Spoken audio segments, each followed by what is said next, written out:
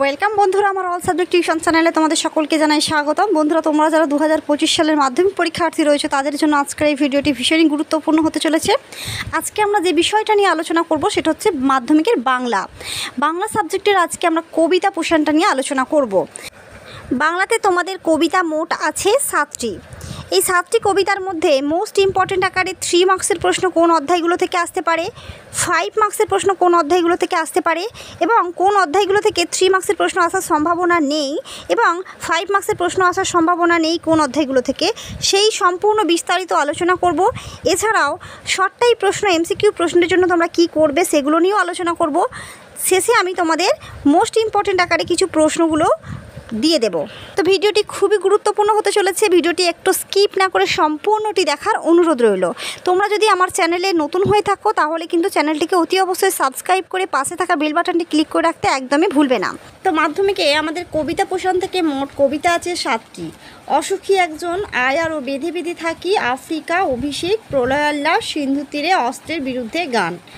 প্রতিটি কবিতা আমি প্রথমেই তোমাদের বলবো তোমরা চেষ্টা করবে কবিতাগুলোকে মুখস্থ করে ফেলা।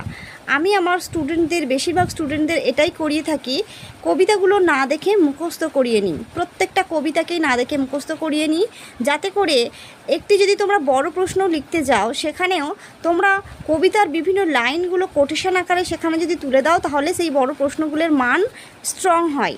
অন্যান্য স্টুডেন্টদের তুলনায় তোমাদের প্রশ্নের উত্তর স্ট্রং হবে, সেখানে তোমরা নাম্বারটা খুব ভালো ক্যারি করতে পারবে।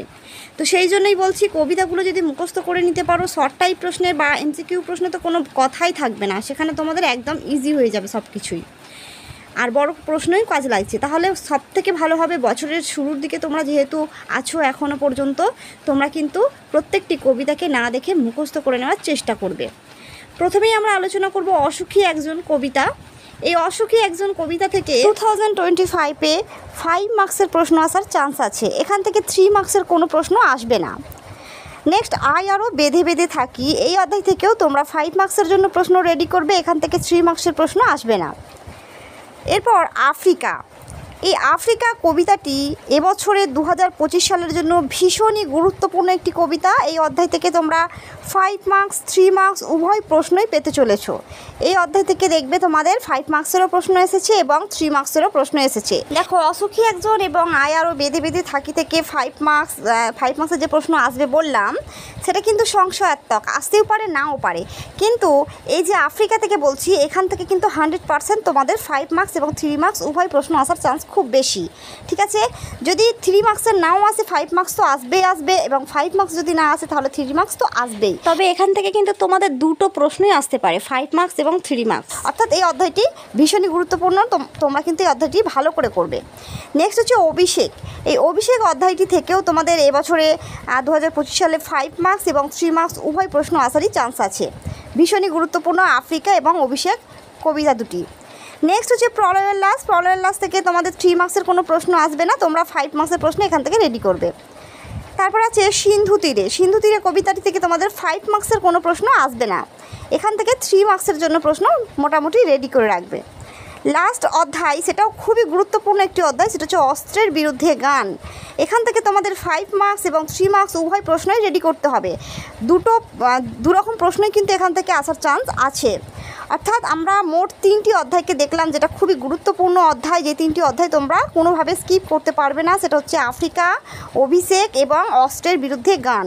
এই 3টি কবিতা তোমাদের খুব ভালো করে রেডি করতে হবে 5 মার্কস এবং 3 মার্কস উভয় প্রশ্নের জন্য। এছাড়াও প্রতিটি কবিতা থেকে তোমাদের শর্ট টাইপ কিংবা এমসিকিউ প্রশ্ন তো আসতেই পারে, যে কোনো অধ্যায় থেকেই আসতে পারে। তো সেই জন্য শর্ট টাইপ এবং এমসিকিউর জন্য তো তোমাদের প্রতিটি কবিতা থেকেই করতে হবে।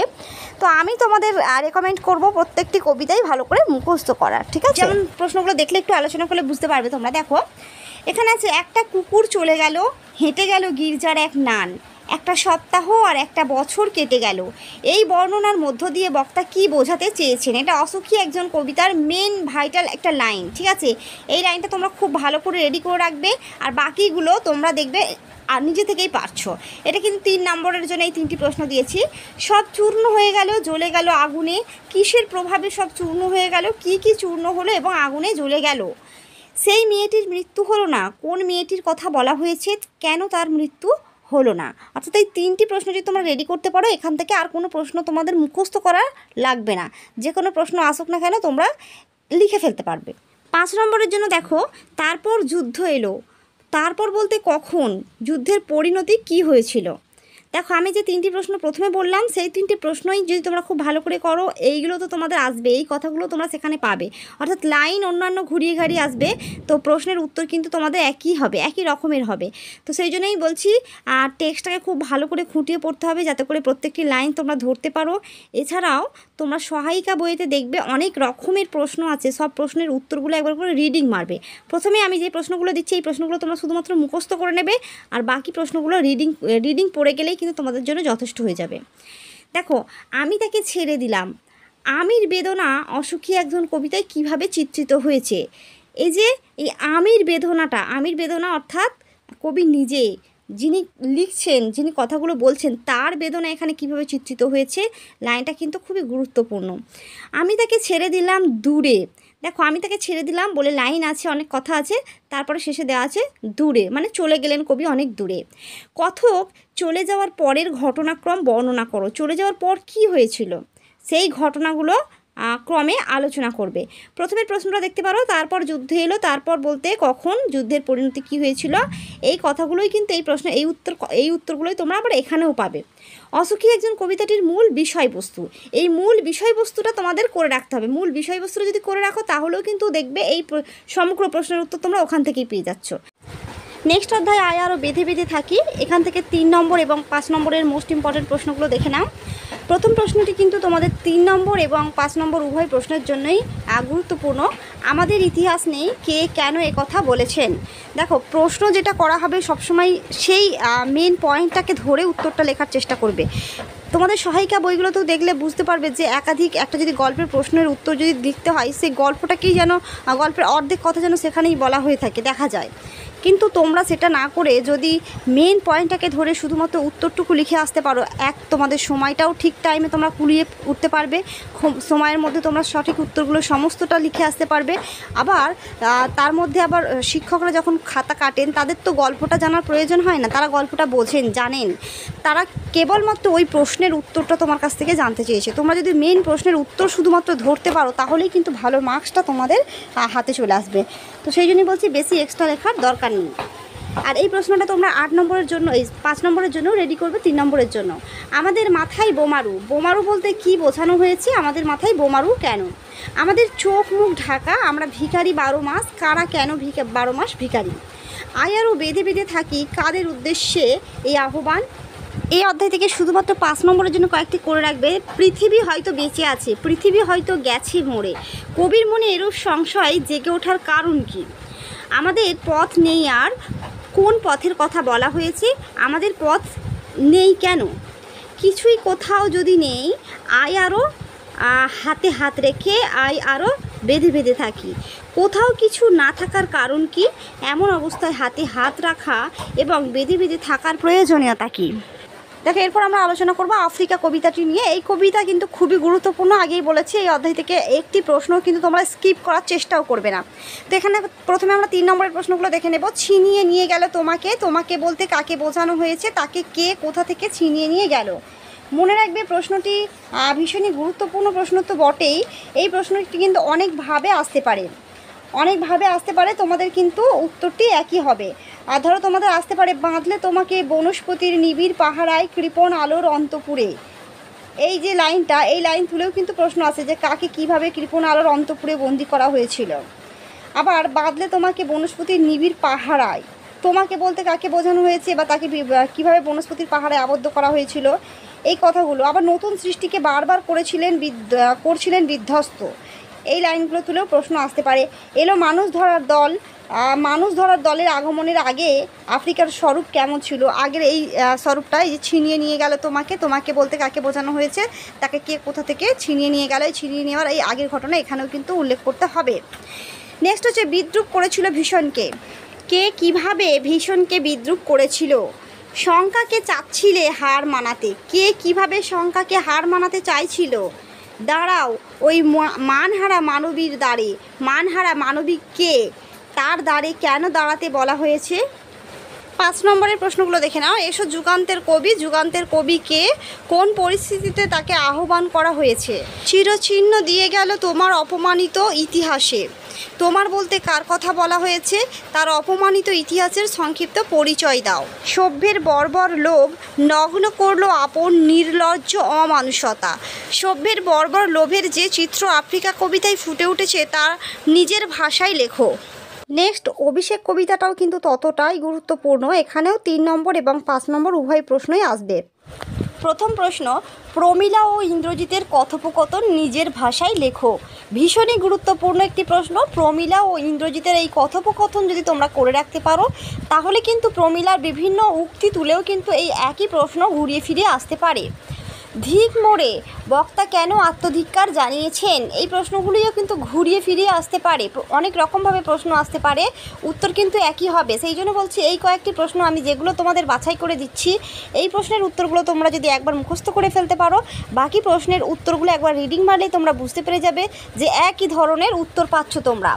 কি আর কহিব কনক লঙ্কার দশা। কনক লঙ্কার কোন দশা বক্তা বর্ণনা করেছিলেন? ঘোচা বয়ে অপবাদ বোধি রিপুকুলে। বক্তা কোন অপবাদের কথা বলেছেন? উক্ত অপবাদ ঘোচানোর জন্য তিনি কিভাবে প্রস্তুত হলেন?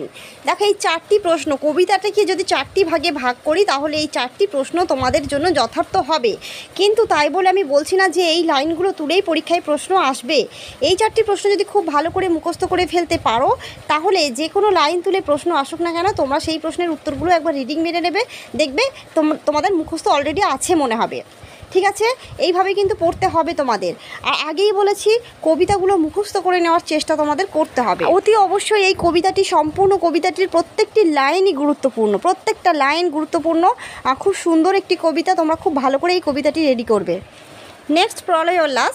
এখান থেকে প্রশ্নগুলো দেখে নাও। আসছে এবার অনাগত প্রলয় নেশার নৃত্য পাগল। কাকে উদ্দেশ্য করে কথা বলা হয়েছে? কথাটি তার সম্পর্কে বলা হয়েছে কেন? ওই নূতনের কেতন ওরে কালবৈশাখীর ঝড়। নূতনের কেতন বলতে কবি কি বুঝিয়েছেন? ধ্বংস দেখে ভয় কেন তোর? কবি ধ্বংস দেখে কেন ভয় পেতে নিষেধ করেছেন? তোরা সব জয়ধ্বনি কর। কবি কেন জয়ধ্বনি করতে বলেছেন? দেখো ওই প্রশ্নগুলো করো বা নাই করো, এই যে দুটি প্রশ্ন দিচ্ছি এই প্রশ্ন দুটি খুব ভালো করে তোমরা করে যাবে। কারণ এই দুটি প্রশ্ন যদি করতে পারো তাহলে তোমাদের আর অন্য কোনো প্রশ্ন বাড়তি করে মুখস্থ করা লাগবে না। তবে কিন্তু একটা কথা মনে রাখবে, টেক্সটটাকে খুব ভালো করে তোমাদের পড়তেই হবে, কারণ প্রশ্ন ধরতে শিখতে হবে, নইলে কিন্তু কোনো প্রশ্নের উত্তরই তোমরা ঠিকভাবে দিতে পারবে না। প্রলয় উল্লাস কবিতা অবলম্বনে কবির বিদ্রোহী মানসিকতার পরিচয় দাও। এই যে বিদ্রোহী মানসিকতা, এটাই কিন্তু কবির স্বদেশ ভাবনাও। ঠিক আছে, যদি আসে প্রলয় উল্লাস কবিতা অবলম্বনে কবির স্বদেশ ভাবনার পরিচয় দাও তাহলেও কিন্তু এই প্রশ্নটি একই উত্তর হবে। আর নেক্সট যেটা হচ্ছে কবিতার মূল ভাববস্তু বা মূল বিষয়বস্তু আলোচনা, এটাও কিন্তু খুবই গুরুত্বপূর্ণ একটি প্রশ্ন। এই প্রশ্নটাও যদি তোমরা ভালো করে যেতে পারো তাহলে তোমরা অজস্র প্রশ্ন এখান থেকেই পেয়ে যাবে। যেমন ধরো এর থেকে লাইন আসতেই পারে আরও, যে আসছে এবার অনাগত প্রলয় নেশা নৃত্য পাগল। অনাগতের আগমনের বর্ণনা দাও। এই যে বর্ণনাগুলো বলেছে এই বর্ণনার সঙ্গে কিন্তু তোমাদের কবিতার মূল ভাববস্তুটাকেই বোঝাতে চেয়েছে। কবিতার মূল ভাববস্তু যদি মুখস্থ করে ফেলতে পারো তাহলে কিন্তু অন্যান্যগুলো আর মুখস্থ করার প্রয়োজন হবে না। যেমন কাল ভয়ঙ্করের বেশে এবার ওই আসে সুন্দর। কাল ভয়ঙ্করের রূপের বর্ণনা দাও, সে কিভাবে এসেছিল, এই কথাগুলো। ঠিক আছে, নেক্সট সিন্ধু তীরে। সিন্ধু তীরে কবিতার মূল চরিত্র পদ্মা ও পদ্মাবতীর পরিচয় দাও। পদ্মাবতীকে দেখে পদ্মার ভাবনা ও প্রতিক্রিয়া আলোচনা করো, অথবা সমুদ্রকন্যা পদ্মা চরিত্রটি বিশ্লেষণ করো। এই প্রশ্নটি কিন্তু মেইন প্রশ্ন, তার কারণ হচ্ছে সিন্ধু তীরে কবিতাটি সম্পূর্ণটি বিস্তারিত হয়েছে এই একমাত্র চরিত্র হচ্ছে পদ্মাকে নিয়ে এবং তার ওই যে উদ্যান, পদ্মা উদ্যানটিকে নিয়ে। উদ্যানের সৌন্দর্য, পদ্মার সৌন্দর্য ইত্যাদি সৌন্দর্য মিলেমিশে একাকার হয়ে গেছে কবিতাটিতে।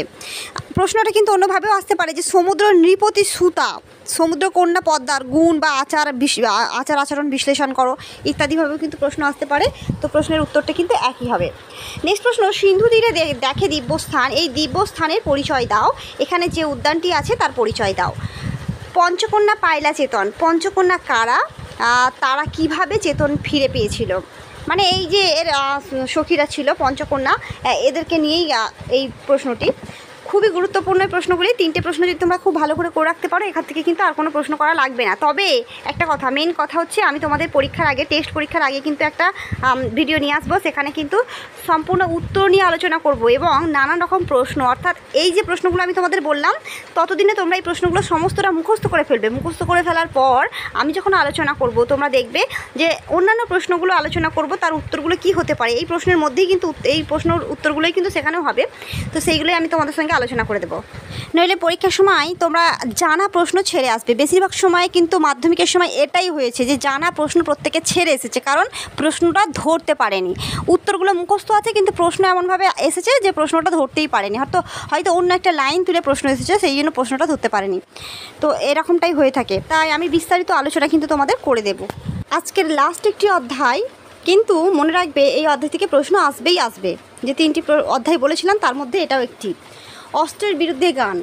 আমি এখন হাজার হাতে পায়ে এগিয়ে আসি, উঠে দাঁড়াই, কে কেন এগিয়ে আসেন? 3 নম্বরের জন্য এই প্রশ্নগুলি রেডি করবে। মাথায় কত শকুন বা চিল, উদ্ধৃতিটির তাৎপর্য বিশ্লেষণ করো। রক্ত মুছি গানের গায়ে, কবি কেন গানের গায়ে রক্ত মুছেন?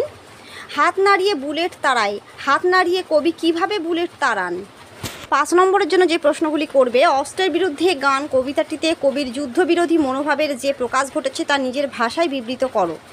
গানের বর্ম আজ পড়েছি গায়ে, গানের বর্ম পড়ার প্রয়োজনীয়তা কী তা অস্ত্রের বিরুদ্ধে গান কবিতা অবলম্বনে আলোচনা করো।